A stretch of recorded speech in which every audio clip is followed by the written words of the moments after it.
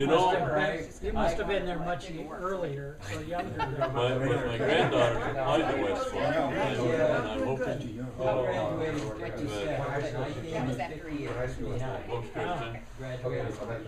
straight A. I mean, that guy's about my age. 3-year varsity letter girl and pole vault. Oh, he left the trail of destruction. They have a track team up there, they pole vault up there. She's been up there visiting. But SC's been talking. Okay. Annette, That's too big. you are on your own today, it looks like, All right, huh? Yeah, so they dumped me. get this small stuff. Martin, am I going to be serving something? Yeah, no, I'm making it easy for you. Okay, good. Nobody wants to sit with ours. Over there being all serious and everything, you know. Yeah, you took a bath on Saturday. I'm over here, but I'm moving down the table a ways.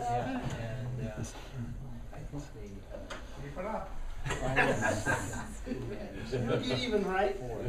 They're also. I thought it was going to be, over here or and she's do going to it. sing in the second service. She went home. Oh, she is. She goes home and puts ice on her leg. Well, They my, really She sounded sounded good this morning. beautiful. You'd be sure to tell her I thought. oh, the ladies did, Oh, yeah, they they were- really did, yeah. Can you still hear me now, That's the Joe? best they've ever You sounded. still hear that? No? But you think they are so. Yeah. Too much. Look at their website. Oh, I was gonna say that, How's How's Carol? that? in the soccer team, you know, they've been. Better? there Better? years, they've been there, they've been Okay. down, well, they went down and played Van But Nuys. I think the second. Gentlemen and ladies, good morning. So Greg's talking When now I that they're signed gonna up, be, it was still. that they'll be moving into state tournament now. They got a chance to take state this year. Turn up a little bit? Yeah. We were watching last night about Green Junior. Oh, Is that better? They get it in Can you hear me now? Okay, all right. Okay, I know that in the schedule it said that we were going to have a guest speaker, Theo Stephen. She called me last night and said she had a schedule conflict and she couldn't make it. Oh, no. Well, I'm out of here. Oh, let's go. Let's go. That's it. So, anyways, so we're not going to have No olive oil. her olive oil or her recipe. Her stuff is still on Global Garden. You can still go see her book and her stuff there. And okay. I don't know why it's reacting that way. Anyways, you can go to her website and see her stuff there. And she has a new book out, of course. Okay, what I've made for you today is something very. So I had to come up with a recipe real quick. Being feisty today.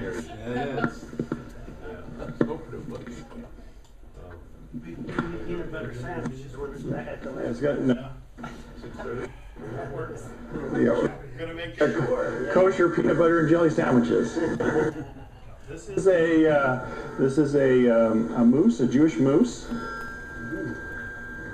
A unique moose. Gosh, I set you all up. Not even Doug even responded to that. What can you say about a Jewish movie? There you go. That hasn't already been said. Okay. Let's see, there's a quote, something like that. Jewish moose and a rabbi and a pastor walked into a bar. Right? Yeah. Some kind of funny story about a kitchen. Yeah. Okay. Unique of mine. So this is a dessert. It's a very simple dessert. Obviously, the recipe is going to be on the website.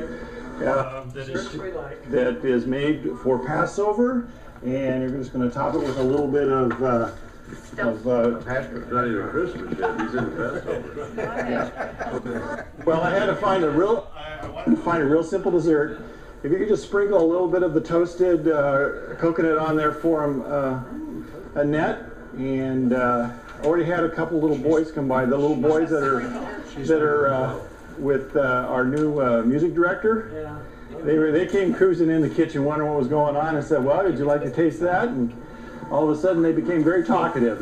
At first, they didn't want to say anything to me, but once they got a taste of this, they liked it and Losing right up. Huh? perked them right up. All of a sudden, I became their best friend. Must be the rum sauce. So this one doesn't have rum in it, but you could use. It's one of the ingredients that could be used in this. Okay. Do any of you watch Fox Television? Fox Network? If you watch Fox Network, then you probably have one way or another seen this animated family. Oh, yeah. Seen this animated family? Family Guy? Yeah, Have you seen this? but that's not. So they're really watching. That's on channel 11. That's fine. Not Fox 11. Fox 11. No. Fox 11. Okay.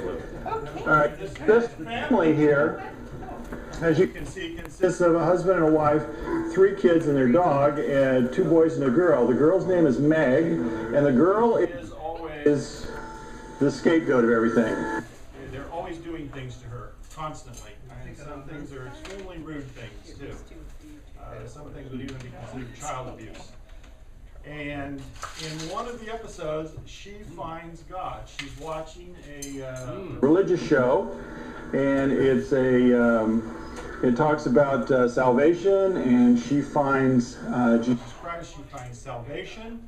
She starts to share it with her family. Now, the other character in here is this dog. The dog is anthropomorphized. He can speak and walk and drive cars and date women and everything else. He's got a martini in his hand right there. And the girl, Meg, was trying to convince the dog that he should consider salvation through Jesus Christ, and the dog begins to debate her. Now, the dog apparently had gone To university. I think he talks about going to Brown University at one time, but he didn't complete it. He dropped out. He's also an alcoholic, and he goes to AA on occasion, but you can see right there he's got a martini. He's fallen off the wagon, and so he is arguing with her, has this theological argument with her about God's existence. In fact, he tells everyone he's an atheist, and he argues with her. His argument is, if God exists, why would he allow all the bad things that happens to Meg in this family and in life, to Meg happen? That's all his argument is. If God is real, why would he allow bad things to happen to you? And she stopped in her tracks. I mean, she's a neophyte Christian. She stopped in her tracks. She has nothing to say, and she loses her faith, and that's how the show ends. So the sad thing is that his argument for the non-existence of God is one that should be easily for most Christians to respond to. Do you think? Of course I do. So if someone comes up to you and says, Ed, if God exists, of all the bad things that's happened to you that you've told me in your life, how can you believe in a loving God that exists in the universe? What's your argument? Brett, Oh no. I have peace, except for the noise back there. That God has given me peace to go through all these trials and tribulations. okay. And it brings me Shut it off closer to completely God. now? Yeah? There. All right, am I back? No? Yes? No? Too low? Well, you just missed my great answer. I missed your answer? Good answer, Ed. Okay. It was the free will approach. You took the free will No, approach, I huh? didn't. John did. Okay, What's the answer, answer? John. Oh, good Lord. Thanks, Ed. No, God loves us so much, he has given us free will, but he wants us to come freely to him as he's come to us. And he's also guided me through a lot of tough situations that I probably would not have handled as well if I did not have the Lord. Okay, now I'm playing the devil's advocate here. I'm playing the dog. Okay. I find it interesting, the word dog. Here, dog, have a bone. If you reverse the word dog, what does it spell? God. It spells God, so maybe he's kind of playing like the Antichrist here, the opposite, reversed. Huh? Anyways, okay, so you're saying it's the free will issue. Okay? Well, basically, part of it. Okay, free will? All right, Say that's that our salvation going to be in heaven, not here on earth. right. Right. So, He gives us peace to get through this. but all right. But why would a loving God allow his people to go through pain? If he's God. truly loving, right? Well, he wants us to come to, Go ahead. he wants us to come to him freely without being forced to. If he has total control over everything, there's no need for God. Yeah, but Then there's no need to turn to him. Right. and do we deserve? Do we really deserve a totally stress-free life? We are sinners. What would the world be like if it was totally stress-free? There'd be nothing. It would totally be different, wouldn't it? Be more like an Chaos would assembly reign. line in a Automobile factory. where everything runs right through and does this and moves over here and goes back and forth and goes exactly where it's supposed to and then comes back over here. If there's anything that goes wrong, something comes in and takes that part out, puts in the new one and moves the rest of the thing right along the line. Never deviates. And now I will be the devil's advocate because You are. you point that, you make that point as a negative, the critical point. Before the fall of man, before sin, is that what God created? Something that everything would be right, everything would be good, everything would be honoring to Him, perfect, and that it would be like the assembly line. Was it like that? That's what you're asking? Yes, would it, if sin had not entered the world, would our existence be that way? Everybody would be perfect, everybody would be good, everything would be fine. No Okay, issue. well, if we go back to the garden situation, do we see a situation like that before sin, Mhm. before the fall? Do we see it, that it's absolutely perfect? Mhm. There's no deviation? Mhm. Well, what about just Eve's thought?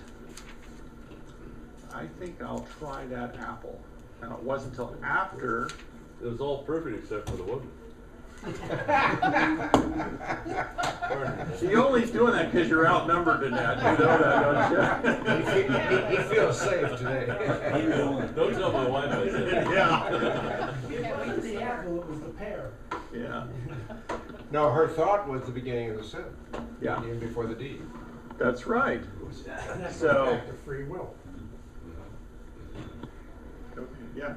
Well, I see it this way, that God is perfect, and when we try to set up ourselves as going against what God has already provided for us, we're setting ourselves up as knowing more than God. When sin entered the world, then we have to live with the consequences of sin. And much of what goes on in the world today is a consequence of the sin that is in the world.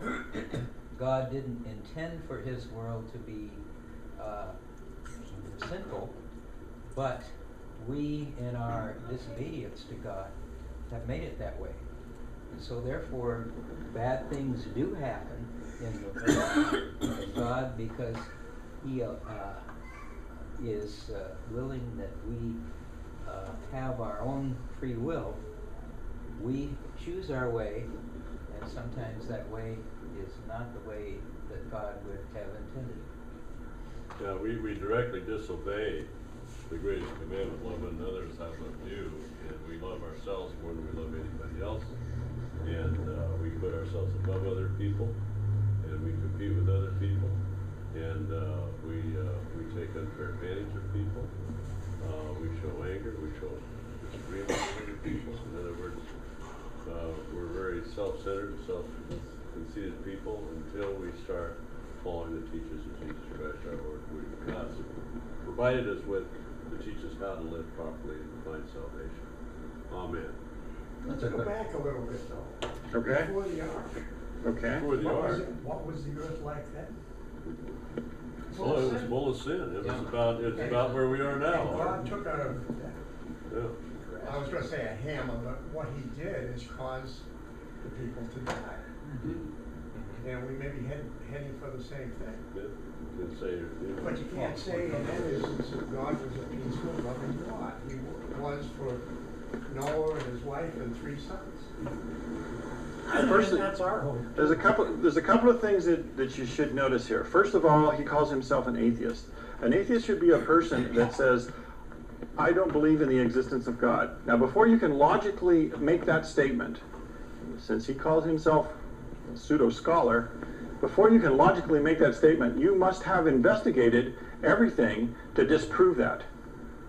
So you have looked everywhere in the universe. You have studied every piece of evidence, read every book that has any reference to God in it. You have that ability to be able to put yourself into that category? So many of these atheists say they are atheists, they believe there's no God, and they turn around and blame God for something. Or they actually say, oh, thank God that happened. Yeah, right. You know? Yeah. one of the best bosses I Well, ever they're worked not for was told me, he said, you know the dying word of an atheist? And I said, no, what's that? And he says, our Father who art in heaven, hallowed be thy name. Yes. And in fact, there was one episode of this, it wasn't the same episode, it was another episode where he was actually in a bad situation, and the baby, Stewie, actually caught him praying in a corner. And he said, what are you doing? He goes, oh, nothing. You're praying, aren't you? No, not me. The other thing to think about is when you start saying, God should do this, how presumptuous of you. How extraordinarily presumptuous of you. A person who is only going to be on this planet for maybe 70, 80 years at best, and has to have all these resources and to keep him alive, him or her alive, has to have a biosphere around them, has to have a protective system around them constantly to keep them just alive, and you go and make the remark that this is what the creator of the universe should be doing. Whoa! And we're sinners. And you can't even keep the 10 Commandments. And God said, you're judging me, and I give you a simple list of rules to follow so your life won't fall apart, and you can prosper between the years that you have and take care and love one another, and you can't even keep those simple rules, and you have the gall to turn around and say to me, how dare you do this? Can I ask a question? Jameson had an accident last week, right? Yeah. Couldn't God have stopped that accident, or was that totally Yeah. Jameson's problem? Yeah. I'll tell you what God was right next to me. I lay down up in the street there and had a guy come out and stay with me for a half hour. I had a guy who just took a class 2 days ago at the academy. Just happened to be driving by with the same scenario I had. He was there. He was there. God moment. Police officer just happened to be going home from TO because of the traffic. And what was the accident? Was it a traffic accident? No, he yeah, I just bicycled. fell off my handlebar. Oh, I see. But so all these things are occurring, and He broke his clavicle. Wow. But God could have, in His magnificence, He could have stopped that accident. But there was a reason why He allowed it. If you believe, as I do, that God is involved in our life minute to minute, Yeah. He was there for a purpose. You had that accident for a purpose. That guy was there for a purpose, and it all worked to God's glory. Oh yeah, he did. Yeah. but it's interesting to see that ordinary people that you would glance over normally, coming up, the bird part of them coming up. Mhm. This guy who sat next to me is a gruffy old biker guy, dry skin, you know, stringy hair. Sat through the whole half hour. Told his wife to go on. Really? And he sat with you. So there was an angel watching over. This guy was, just like you're saying, God doesn't come in glory and necessarily of the Yeah. shininess. He comes into the humbleness. Mhm. So, You never know where it's coming from. That's Yeah. why you can't take advantage of people because of what they look like. Oh, no. I first saw this guy, I'm going, really? You know, I didn't really think that. I was just kind of going, oh. How many of us would have given Jesus the time of day back then if we'd been alive and ordinary citizens? There's this guy, homeless, wandering around the country, you know, sleeping out at night or anywhere he could. How many of us would really have taken time to give him the time of day? I'll tell you Something to think about. a little short story. I have my wife in the hospital, and after 8 o'clock they lock the hospital down and we have to go out through the emergency entrance. So I walked out to the emergency entrance, and this was the first procedure where she was going to be let to go home, waiting for the second procedure. So this was a week ago. Yeah. I get out to the emergency exit, and here's a guy sitting there, and I'm outside, and I said, oh gosh, what's going on with you? And he said, well, my brother's in here for drugs, and I don't know whether I'm going to use him or not. And I said, well, I'm waiting for my wife to come out. She's had a heart procedure, and I don't know what's going to happen with her either. She has to go back in, and he says, and he's a real scruffy guy, just big burly and Hispanic, and he says, well, can I pray for you?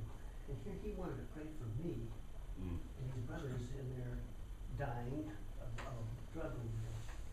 So I said, great, who's your brother? It's Jose Gonzalez or Garcia, one of the two. We sat there and prayed for each other. What I'm hoping. Yeah. What I'm hoping. I'd like to make a comment against Adam and Eve. I heard a theory about that is that it's kind of a metaphor, again, if you don't take the Bible literally, for the Garden of Eden being like Earth. And the tree of knowledge is kind of like science, where why are we out in outer space right now? Why do we gotta know about all the little molecules and all the mysteries of the wonders of the universe? And with that, we're trying to see what God knows, what He sees. Why are we sending probes out into outer space, trying to see what's out there, trying to be the eye? Or, you know, and with that comes along, you know, resources of out the world resources, cars and clothes and all this other stuff, toys, and which creates greed. And with that, we're destroying our garden where it's going to become desert-like. And with that, we take the responsibility now to maintain the garden when it was already maintained by God Himself. Now, the devil's advocate is that, well, with this knowledge, couldn't we help ourselves in sickness and all the aliases out there that brings upon us? And how far do we take this knowledge for the good of mankind or the good of the earth or and such? And that's kind of it's an interesting thought, because I said, like, oh, there's more out there, but why are we out there for it? Why do we really need to know these things and not just accept the mysteries of the universe? Because like I said, now we have to go all over Hawaii, climb up top of the cliff to pollinate a flower. There's a moth that used to be there, but now it's in. So we bring it upon ourselves now to maintain the world. We gotta get rid of this cat, with a spot see if it gets evil hunts that mouse and stuff messing it up. Now we have to put ourselves in God's place to maintain it as it was properly. Yeah, so. And so many times we screw it up. We're doing things that we shouldn't be doing Absolutely. too. And that's, Well, like Steve was saying, the presumptuousness of Yeah. trying to. Well, you know, the more we explore, the more we develop, the more that we should be amazed at the master plan. You know, the universe that God has created for us. And we don't have any idea how vast the cosmos are. You know, we've got an idea that it's just beyond human comprehension, really. And I heard somebody talk about how Jesus walked across the cosmos to be with us. You know, when you think about it. Where is heaven? You know? Well, one of the reasons that a lot of this technology that we have exists is it's motivated by political and economic gain. And was watching thing on the Unabomber. Remember him? Mm-hmm. And his manifesto on technology. And even though a lot of it was very primitive and kind of the ranting and raving of somebody who was obsessed with something, the guy was still had some points in it that as these things take control of us and as we let them take control of us, pretty soon they become the governing forces, the God force, if you will. You're motivated to do these things because you have to do these things. And you can't let them get out of control. You have to keep your perspective right. And even though I disagree with him, you know, killing people to achieve that, there are sometimes there are important points there that we ought to consider, that we can't let these things run away from us. We can't let technology govern us like that. I don't even like it when my computer has accounts on it in which money automatically goes in and money automatically goes out, and I don't have to do anything. I don't see it, you know. I don't go to the bank and deposit it, and I don't write a check anymore. It just comes in from somebody and it goes out to somebody else, and I never even see it, you know. And I don't even have to be there, you know. Just take Steve out of the equation. It's kind of like playing Yahtzee. Here, just roll the dice for me. I'm going to go next door. You tell me if I win or lose, you know. It doesn't make any sense. And so you don't. And I think when God tells us to beware of those things, just like He gave us the commandments, and how He talks about it over and over and over again, there's a reason for it. You know, don't stick your finger in the socket, you're going to get shocked. Don't stick your finger in the socket, you're going to get shocked. How many times do I have to tell you? You stuck your finger in the socket, what happened? You got shocked, you know? Don't do it again.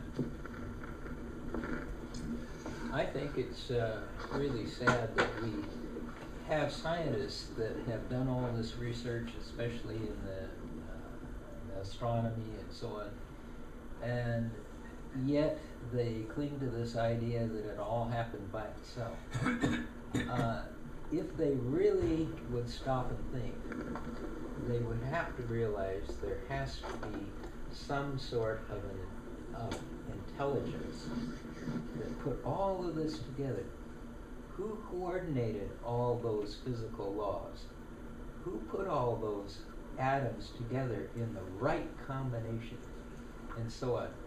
And to not believe in a God takes a lot more faith, I think, than to believe that there is a God who did do this creating and that holds the universe together so that it doesn't completely become chaos. God is a God of order. God is perfection.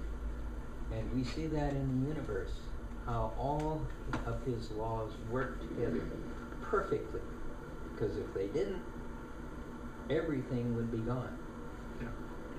Well, even, you know, they say that no legitimate scientist believes in that God created the universe, that no good academic scientist actually will argue that. It's only people that have a religious belief, but there's more and more scientists that are actually coming around to it. In fact, even you remember Crick and Watson? You remember them, Crick and Watson? As soon as I tell you what they discovered, everyone's going to go, "Oh yeah, I remember them." Double helix DNA. Yeah. Okay.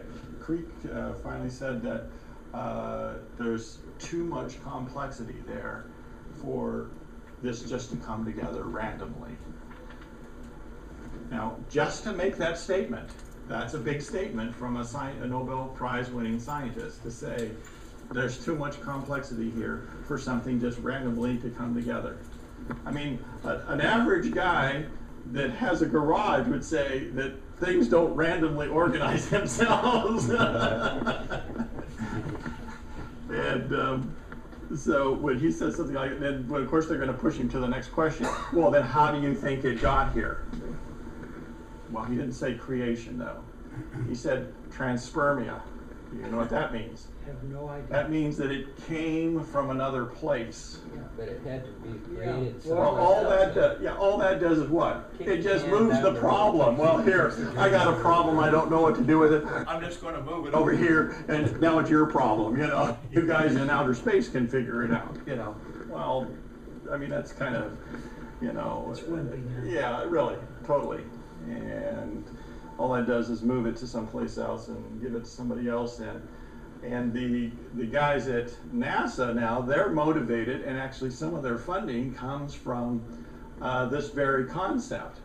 Oh, where are they getting the money to send all these probes to all these deep space bodies? You know, they're going to Europa, for crying out loud. Europa? Who cares about Europa? Who knows where Europa is? Where's Europa? Like near Jupiter. It's a moon on Jupiter, going around Jupiter. Wow, wait. Okay. And why is it special? Do you know why it's special? Because it's contended for having life on it. Yeah, because it has water, and it might have water underneath the ice. So they said, well, there might be water, there might be life there. So if there's life on other planets, then Earth is not special, and we can knock the Bible out. So give us money, and we'll go to Europa. And now they go to Europa. And so who put that on Europa? Yeah, well, exactly. I mean, all it does is it moves the problem again, but it's another argument, you know, because now the argument is moved over to them, and so they say, well, we'll try to find it on Mars, we'll try to find it on Europa, we'll try to find it on I think they're talking about Titan, you know, all these different other bodies. So it doesn't solve the problem, it just kind of shuffles it around. Okay, good discussion. You know, there's other thoughts too, because we studied the Bible, and I taught a class on evolution up in Ohio, one time in the church I was there. And my approach is that God left two records. He left the Bible, and he left what we see around us. And both is a search to see how God did things. And that's why we probe this. If you talk about DNA, it's amazing that the DNA is the same for most forms of animals. And you just flick this one out, take that one, flick this one out, you've got a man instead of a monkey. Yeah. And that's a complex system that you could think of if I were a creator, I'd use a pattern. Right. And it makes it that much simpler. Sure. Set down a template, and you can do that with a whole variety of things. Take cars, for example, the frame on cars. Sometimes you'll see a common frame or a common engine. Planes, a lot of things have common parts. Well, why would you do that? Well, supply makes it easier for the supplier, doesn't it? You don't have to make something from scratch. You've got the existing parts. You got something as complex as a biosphere, to have things that are common, they can work together. Makes sense. Okay.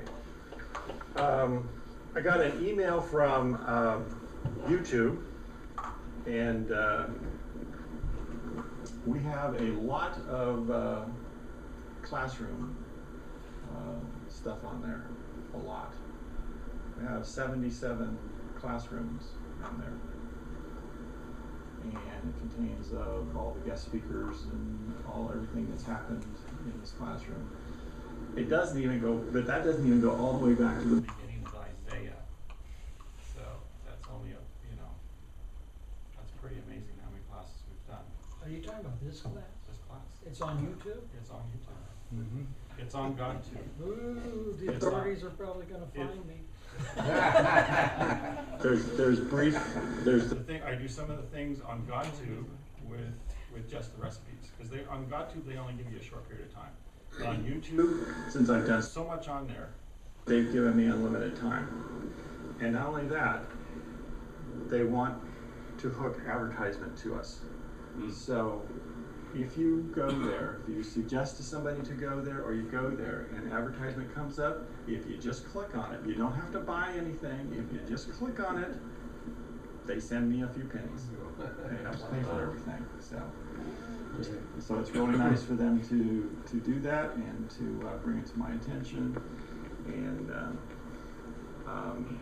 probably sometime next year, depending on how the issue goes with my eyes and a few other things, we'll break 100 episodes of Breakfast with the Bible Chef on there, which is kind of neat. And that's probably the reason I got the call from, one of the reasons I probably got the call from Richard over at KDAR. He said, "What's going on, Steve? What's going on? We want to get you on radio." In fact, it was your wife that we did kind of a preliminary episode of the radio show. Really nice of her to help me with that. Yeah, she came over One Saturday, and we went in the kitchen and we did the script for a Bible Chef radio episode, and it went pretty well. Richard he wanted me to pump it up. He said, "I want you guys to get real excited because nobody can see what you're doing." So, you gotta, because you stop talking while you're working on something, and you can't stop talking because no one can see what you're doing. So you kind of have to keep that mindset. Say, keep talking, Barbara. Keep talking. Throw something here. Toss something to me. He's like, "Oh, we're caught the eggs." Yeah, exactly right. And engineers. So, anyways, just wanted to point out that to the YouTube thing. And of course, all you have to do is go to thebiblechef.com, and it says we're on YouTube, and you just click on that, and it goes takes you right to the whole index. All right. Let me. I started looking for something we did last Friday morning, and I thought I'd just share it with him if it was there. But we're just talking about all these people that do all the study and all these, Brady people and the dog and everything, is really thought this stuff out and everything. And here in Matthew chapter 11, verse 25, at the time Jesus said, "I praise you, Father, Lord of heaven and earth, because you have hidden these things from the wise and learned, and revealed them to little children." Amen. I think that's why it's so He hard. wants our heart. Why it's so difficult to go onto a university campus, especially with the professors. They think they just know everything, and they're the elite. Yep. And they know nothing. Yeah, well, they've got a captive audience too. You can't say anything. You can't say anything. I remember, I think I pointed it out to you before, I was in an undergraduate sociology class, and the teacher came out and said she was an atheist and a Marxist. And, and she said, "I don't believe that there was anybody in history that made any significance, had any significance in history that was a Christian and believed in God." I went, whoa, okay. And then I had to go and pray about that one because I thought, man, if I take her to the wall, this is going to cost me. And I prayed about it and said, yeah, I got to do it. I got to do it. Because she's got a captive audience. That class was so full, there's people standing along the walls to get into her class. Which class is this? This is a sociology class. Where was it? It was at Cuesta College. and she said, I let anybody into the class that I want because there's going to be plenty of room by the time we're done. And she was right. There was only about a dozen of us left. One of the things I did is I figured out where she was getting her notes. And so that gave me an edge to keep my grades high, but I knew I was going to get, when I got into the debate with her, that was going to be the hit. And so even though I had an A academically, I got out of the class with a B because I challenged her on that.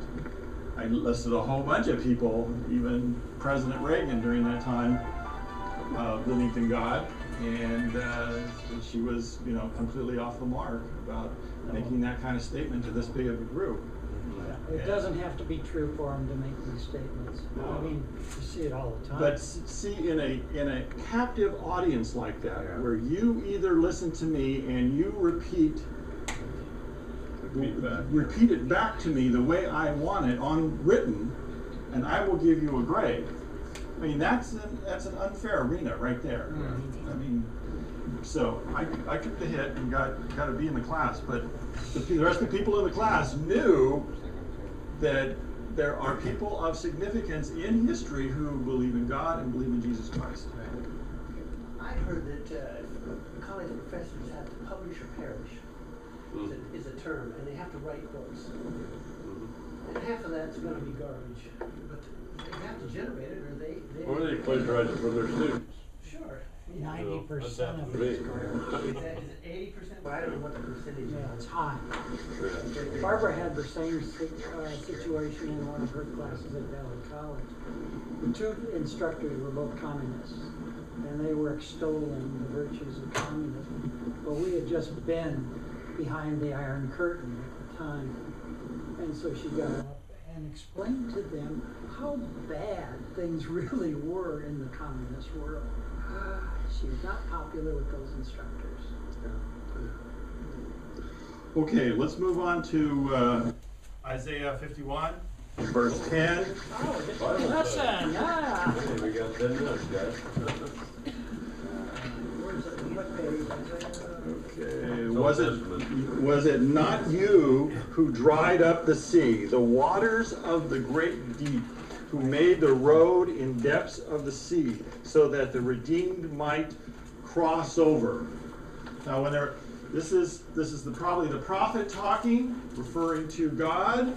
He is talking to his audience, referring to God. So what is he referring to when he talks about the great sea that was dried up? Always go back to the Exodus. You always go back to the Exodus. When you think of the Exodus, you think of the Red Sea. That is verse 10. That is the Red Sea, the deep waters of it, as it did, by the causing a strong easterly wind to blow, which drove the water back and made the ground dry. And this is which the children of Israel walked across the dry land. Now, that's part of the argument sometimes when we're talking about secular arguments here, that, okay, there's a lot of things that could cause the water to drain. Especially if you talk about that they were very far north in the Red Sea. They could have been up there where it was marshy, and waters could have drained out of it. But have you ever walked in an area where there was water for a long time on dirt, and then the water was drained off? What's on the bottom? Mud. And especially if it's a sea like the Red Sea, you're going to have a lot of mud. You're going to have feet of mud. It's going to be feet deep. So if you're going to try and walk across this, much less have animals pulling carts and you got little children trying to walk, it's going to take you forever if you can get across it. Anybody ever try to walk across a marsh? I mean, it's terrible trying to walk across it. I watched there's a show called Dual Survival. Anybody watch that? And these two guys are together trying to survive. They were in a marsh one time. And these guys are crawling on their bellies sometimes to try and get across this marsh. It's very, very difficult. So it'd have to take more than just moving the water. Like some of these people will tell you, oh, this water was just blown to the side, it drained, they were in a marsh. you gotta have dry ground for people to walk on. So That's an additional miracle here. And at the same arm, a mighty God, the power of God that can dry up the waters. He will dry up the Euphrates to prepare a way for the kings of the east during the end of days. That's what this is referring to again. More water reference, another water reference. Why do I make so many references to water? What is water? Water's life. Water's life. God makes tons and tons of references in the Bible about water.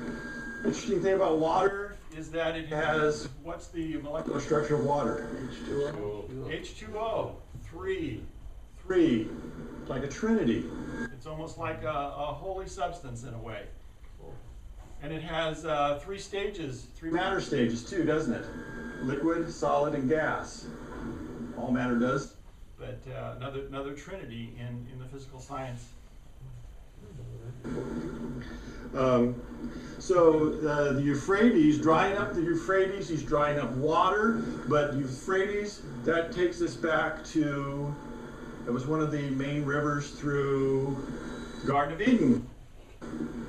Remember the description of the Garden of Eden?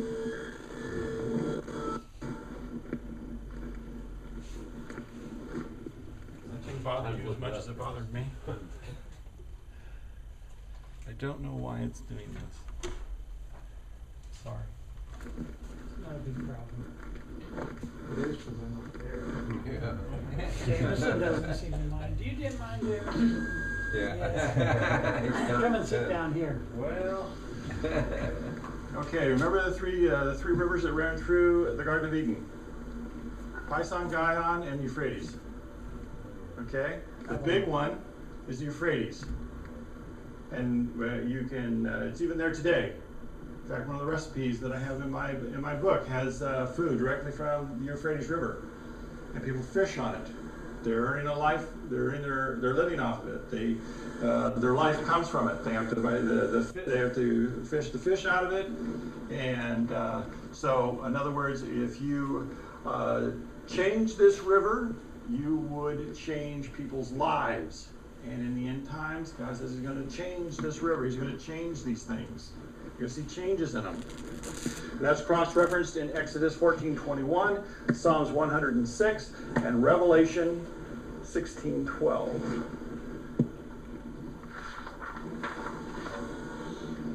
Those the Lord has rescued will return.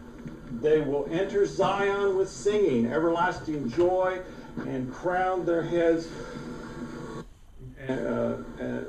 Everlasting joy will crown their heads. Gladness and joy will overtake them, and sorrow and sighing will flee away. The people are starting to return to Israel. Have you seen? Remember, we had our friend here, friends of Jews and Christians. Remember here, he was talking about how happy the people are when they start to return. Jews are all over the world. The ones that they only focus on, or mostly focus on, are the ones in the Ukraine and the area of Russia. But they're all over the world. Those tribes scattered all over the world. Well, why would they do that? They're trying to get away from those who are trying to kill them, trying to destroy them. Now, even though they were allowed to come back, many of them are still persecuted, and some of them, once you get established a little bit in a place, especially if it's far away from someplace else, like a country, you don't want to pull up everything and move back. So you have them scattered all over the world. Now, how do you know that? How do we know this for sure? Jesus said, when He said to go out into the world, He also said, go out to the brothers of Israel. Well, the brothers of Israel is not the Gentiles, is it? He's talking about his fellow Jews. So if you follow the paths of the apostles where they went, you see them going all over the place. Some would even say Matthias went as far as Great Britain. I don't know about that. I have a little trouble with some of the references with that. But the point is that they did get scattered out all over the place. And it was important for them to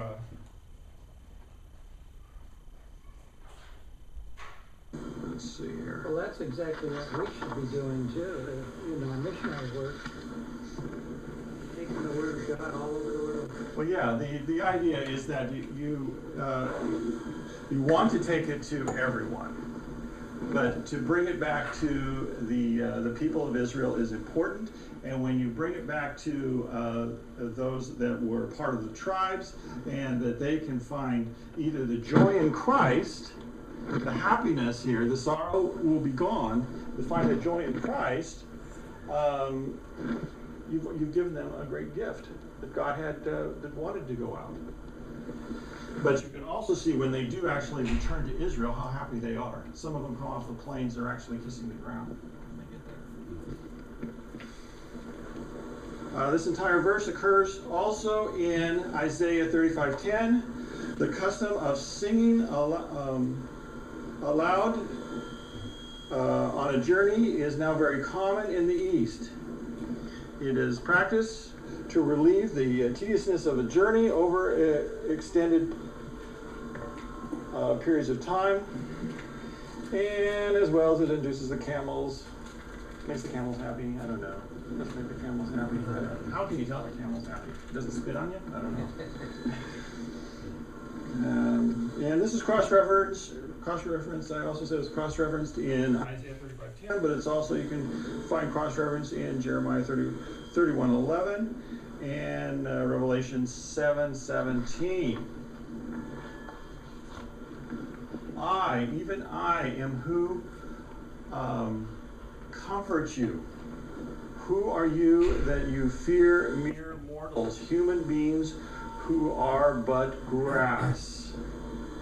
The word I is repeated here to give emphasis to the passage and to impress deeply upon them the fact that their consolation came alone from God. The argument is that since God was their protector and friend, that they had no occasion to fear anything that man could do. God, your comforter, will endure forever. But all men, even the most mighty, must soon die, just as we talked about earlier. And if God is our protector, what occasion can occur to give us fear? This is cross-referenced in Psalms 118:6 and 1 Peter 1:24. So he makes a reference to I, even I am. Doesn't this kind of sound familiar on God doing this? Remember when Moses came up to God and he said, I got to talk to the people, but they're going to ask me who you are. And what does God say? I am. I am. I am. Just tell them I am. I am the one. I am. Can I go back to verse 11? Sure. Regarding your first question of why we should be able to endure hardships under God. Mm-hmm. And I think this refers to us today as well as it did to the Jews entering Zion. Mm-hmm. The ransom of the Lord will return. They will enter Zion with singing. Everlasting joy will crown their heads. Gladness and joy will overtake them, and sorrow and sighing will flee away. And that's what, as Christians, we go into this world with this attitude of, wow, what a joy we have in the Lord. Yeah. And it's difficult too. Especially when you're going through difficult times to say, hallelujah, I've got this. But to be able to dwell on the Lord when darkness and difficulty is crashing in around you, to be able to just focus on the Lord, Him reaching out to you in love and wanting to take you in and protect you from everything. It's such a blessing to be able to have that. Because can you imagine if you just think like our friend here, the dog, if you just think, where's he trying to find peace? Where is he trying to find peace? He's trying to find it in that martini glass. Because why do you drink? Why would you drink? To become an alcoholic like this?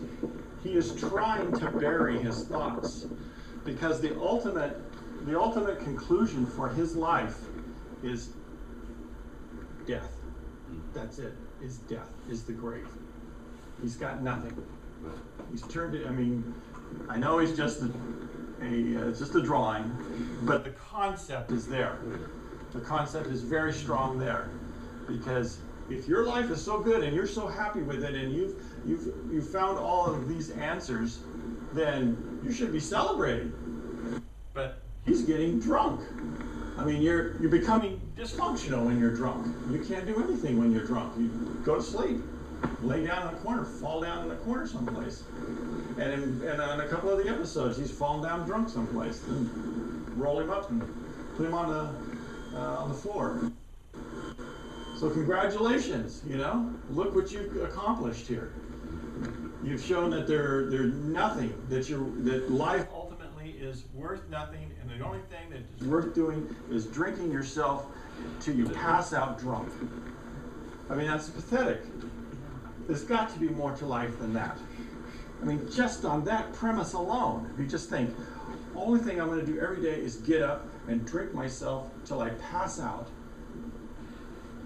vomit on myself, you know, be useless to myself and society. Beat up my family. Yeah, you know, steal maybe to buy more liquor. I mean, what a horrible way to going through life. I mean, you're throwing yourself into such darkness right there. You're just caving in. But on the flip side of it, God said, I created you in my image to glorify me. And I'm going to give you resources beyond your comprehension. All you got to do is ask for them. All you got to do is look for them. All you got to do is have a little bit of faith and turn towards me. I mean, just logically you'd say, what have I got to lose?